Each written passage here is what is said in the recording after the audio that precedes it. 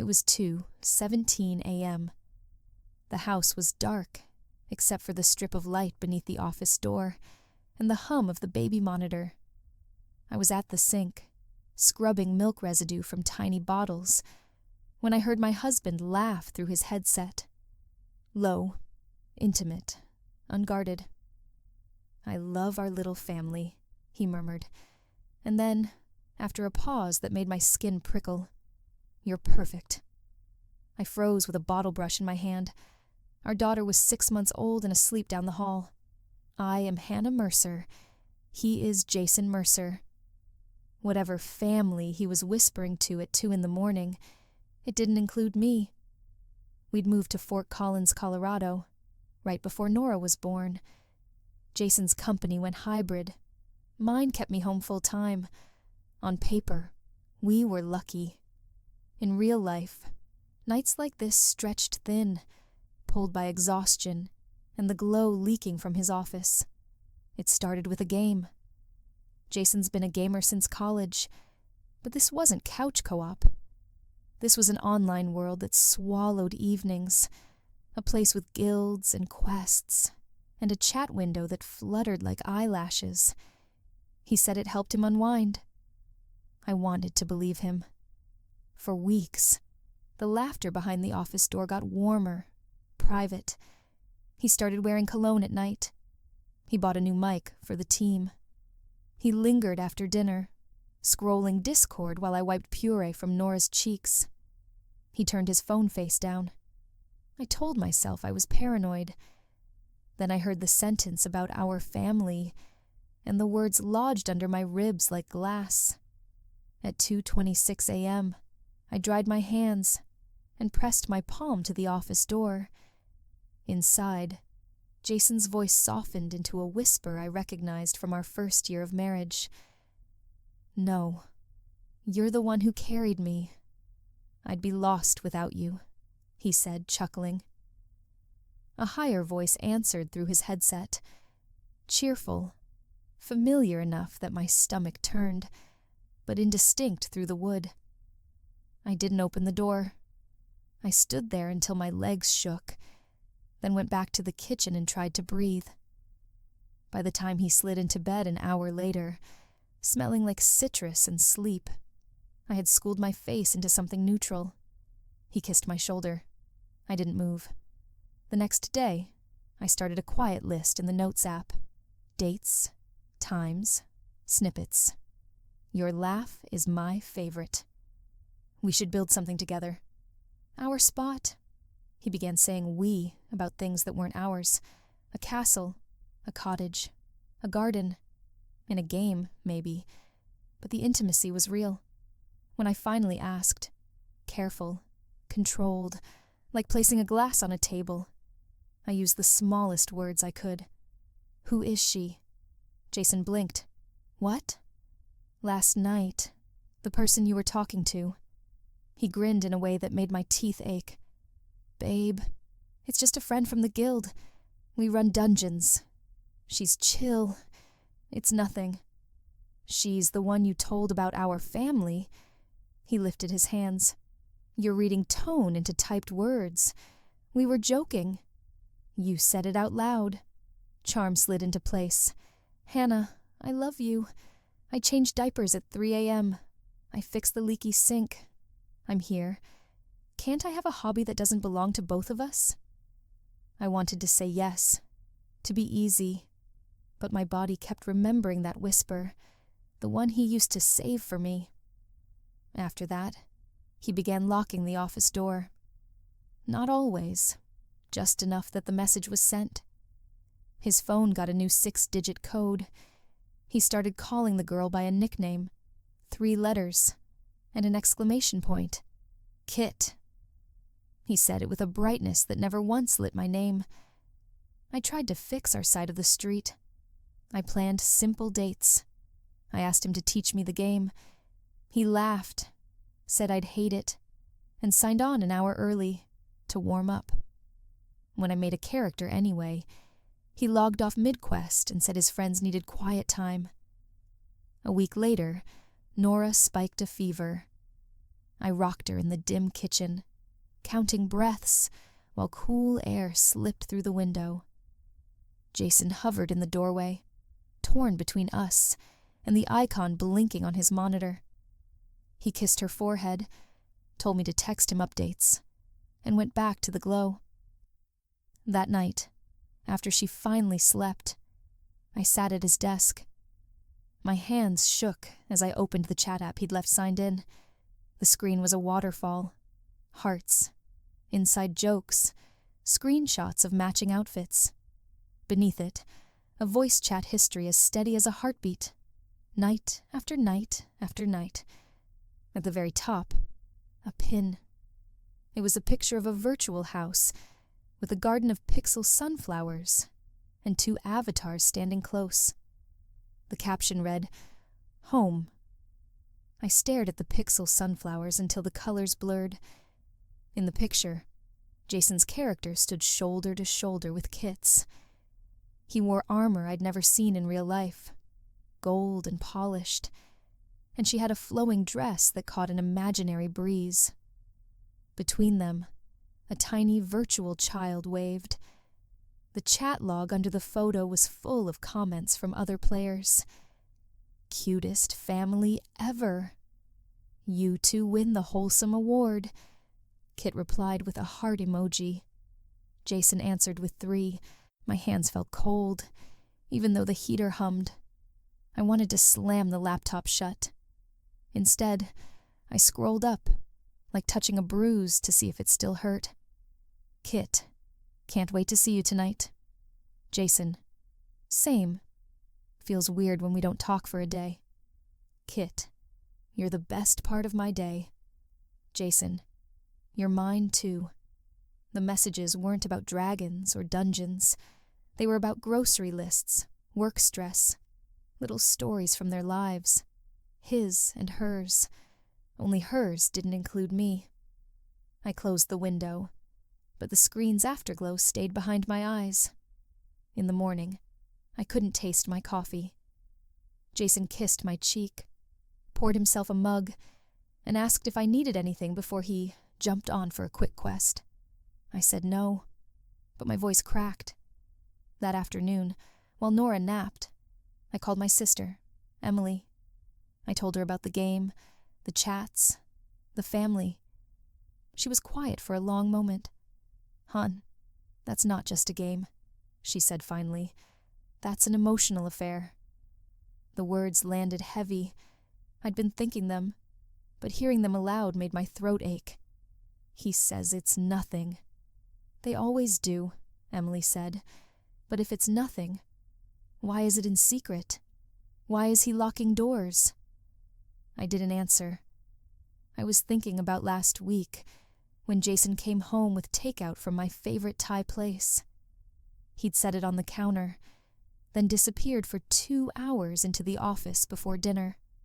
Later, scrolling through his phone in bed, I'd seen a selfie of him holding the same takeout bag, sent to Kit with the caption, "Your suggestion was perfect. She loved it." She, not Hannah. That night, I tried to talk to him again. "I don't like how close you are with her," I said, sitting on the edge of the bed. Jason sighed like I'd interrupted something important. "We're friends. If you knew her, you'd like her. You don't invite friends into private chats every night for hours. You don't tell them you love them." He leaned forward. "You're overreacting. This is why I didn't say anything, because you twist it into something it's not." The conversation circled until it died. He turned over, pulled the blanket, and I lay there staring at the ceiling, listening to the faint hum of his phone charging. A week later, I made my decision. When he left for the grocery store on Sunday, I opened his office again. This time, I wasn't looking for proof. I had it. I was looking for boundaries. Mine. I unplugged the gaming PC and carried it to the hall closet. I locked it and slipped the key into my jewelry box. Then I sat on the couch, holding Nora, waiting for him to come home. He noticed the empty desk before he put the milk in the fridge. "Where's my computer?" "In the closet," I said. "You can have it back when you're ready to end this." His eyes darkened. "And what?" "You know what." He laughed once, sharp. "You can't control me like this." "I'm not controlling you. I'm protecting myself." For a moment, I thought he'd leave. He didn't. He slammed the fridge shut, muttered something about crazy, and disappeared into the bedroom. That night, he slept on the couch. The silence between us grew roots. The week after I locked away Jason's computer was a quiet war. We still shared a house, a bed, a child, but every movement felt measured. He made his coffee without looking at me. I changed Nora's diapers without asking for help. On Thursday, he came home from work with a grocery bag. I braced for some small peace offering. Instead, he pulled out a brand new laptop. "It's for work," he said, peeling off the plastic. The box was still on the counter when I heard the Discord notification sound from the bedroom. "Is that her?" I asked, holding Nora on my hip. Jason's jaw tightened. "It's my life, Hannah. You don't get to police who I talk to." "I'm not policing. I'm telling you I can't live with this." "You're blowing up our marriage over a game," he said, and for a moment I thought I saw a flicker of guilt in his eyes. Quick, like a shadow of a bird passing over. That night, I lay awake listening to his voice through the wall. Software warm. That same whisper. Every time it rose, my chest clenched. By Saturday, I couldn't keep it inside. Emily came over with coffee and sat on the couch while Nora played with a plastic ring. "I can't eat. I can't sleep," I told her. "I feel like I'm losing my mind." "You're not crazy," she said. "You're being gaslit. He's making you doubt what you already know." "What am I supposed to do?" "He's the father of my child." Emily took my hand. "You can't change him. You can only decide what you're willing to live with." That afternoon, while Jason was out running errands, I opened the new laptop. No password yet. The screen lit up to a fresh Discord login. His username was the same. Within seconds, the messages started flooding in. "Kit, missed you last night." Jason, "Same. Got ambushed." Kit, "Hope she's not giving you too much grief." Jason, "It's fine. She'll calm down." They went on to plan a weekend trip in the game. Something about their anniversary as guild partners. They were celebrating 2 years since they met online. My throat tightened. 2 years ago, I was 7 months pregnant. He was rubbing my swollen feet and telling me he couldn't wait to meet our baby. I closed the laptop, my hands shaking. I put it back exactly where I found it. That evening, I asked him straight, "Did you tell her about me?" Jason looked up from his phone. "What do you mean?" "Does she know you're married?" He smirked, like it was a trick question. "Of course. Why wouldn't she?" "Because your messages read like you're not." He shook his head. "You're reading into things again." I stood there, holding Nora, and felt something inside me tilt. It was the moment I understood. This wasn't a misunderstanding. It was a choice. That night, after I put Nora to bed, I opened my laptop and searched for a lawyer. The lawyer's office smelled like coffee and copy paper. I'd booked the appointment for a Tuesday morning while Jason was at work, telling him I was taking Nora for a wellness check. In a way, that wasn't a lie. I was checking the health of the one thing still keeping me here, my will to stay.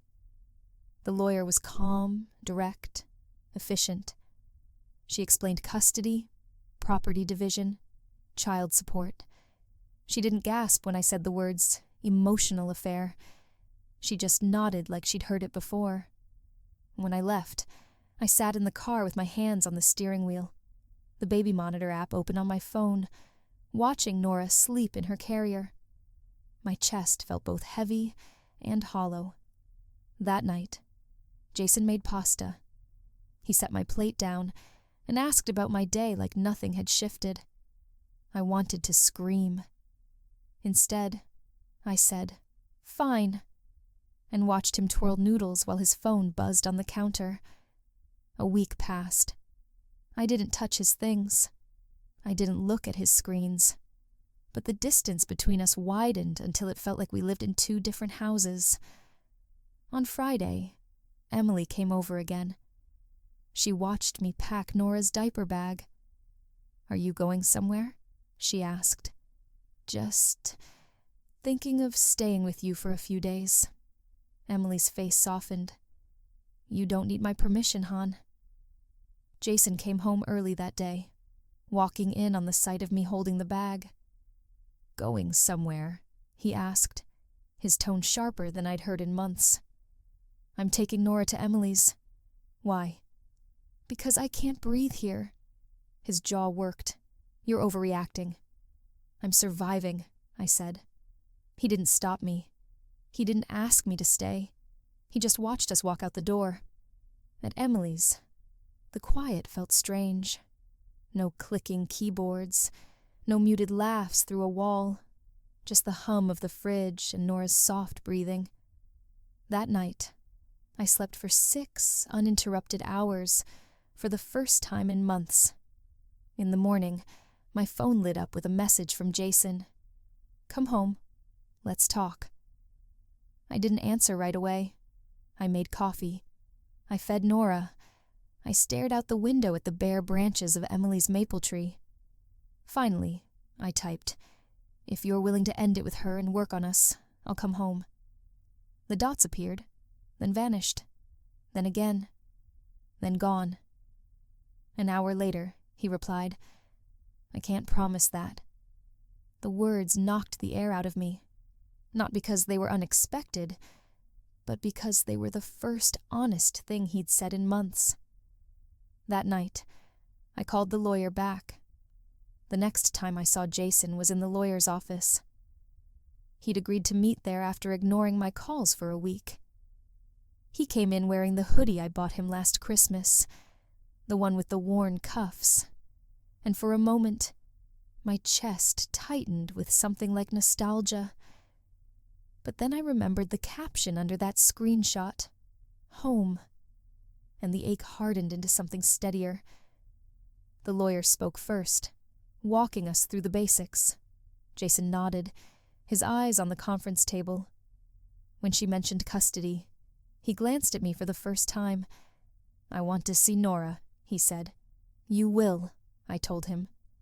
My voice was calm, even though my hands trembled in my lap. When the meeting ended, he followed me to the elevator. "Hannah, this isn't necessary," he said.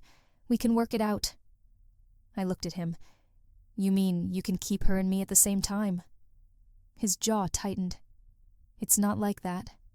"It's exactly like that," I said, and stepped into the elevator. Back at Emily's, life took on a strange, quiet rhythm. Mornings were oatmeal and coffee. Afternoons were stroller walks in the park. Nights were bath time, lullabies, the soft creak of the rocking chair. And slowly, I started to feel lighter. One evening, while Nora splashed in the tub, Emily sat on the bathroom floor scrolling her phone. "You should see this," she said, turning the screen toward me. It was Jason's public gaming profile. He'd changed his status to "taken hard eyes." The photo was of his avatar and Kit's, standing in that same pixel garden. My stomach turned, but not the way it used to. It wasn't a knife anymore, more like a bruise I knew would fade. "That's who he is," Emily said, "and now you know." Later that night, after Nora was asleep, I sat at the kitchen table and opened a blank document. I started writing. Not to Jason, not to Kit, but to myself. I wrote about the night I heard his whisper, about the first time I locked the office door behind me, about how love doesn't survive on half-truths and late-night chats with someone else. I didn't know it then, but those words would become my map out. The next morning, I told the lawyer to move forward with the paperwork. The papers were signed on a rainy Thursday. I didn't cry in the office, not even when I handed over the pen. Instead, I walked out into the drizzle with Nora bundled against my chest, her tiny fist gripping the collar of my jacket. We stopped at a coffee shop on the way back to Emily's. The barista smiled at Nora, who blinked up at the lights like they were stars. I ordered a latte and a muffin, and for the first time in months, I sat without checking a clock, without listening for the faint murmur of his voice behind a closed door. The first nights alone were quieter than I expected. Sometimes, after Nora fell asleep, I'd sit in the living room and let the silence wash over me, both heavy and healing. I learned the shape of my own breathing again. Emily was there for the hard moments, when the lawyer called about the final settlement, when Jason posted pictures online of him and Kit celebrating in their game, when I stumbled over an old anniversary card in a drawer. But she also cheered for the small victories. The first time I laughed at a silly TV show, the day I tried a new recipe and it actually worked, the afternoon Nora took her first wobbly steps between our hands. Healing didn't arrive all at once. It came in thin threads. Morning walks with coffee in hand, bedtime stories, the slow, steady realization that my worth was never tied to someone else's loyalty. One evening, as the sun spilled gold across the kitchen, I lifted Nora onto my hip and caught our reflection in the window. My hair was messy, my sweater was flecked with mashed peas, and my eyes looked alive again. I kissed the top of her head and whispered, "We're going to be okay." And I believed it. If you've ever stood where I stood, if you've felt the ground shift under you when trust broke, know this: there is life after the leaving. There is laughter after the last goodbye. And if this story found you tonight, maybe it's because you needed the reminder. So if it touched you, give it a like, share it with someone who needs hope, and subscribe. Sometimes hearing we're not alone is the first step back to ourselves.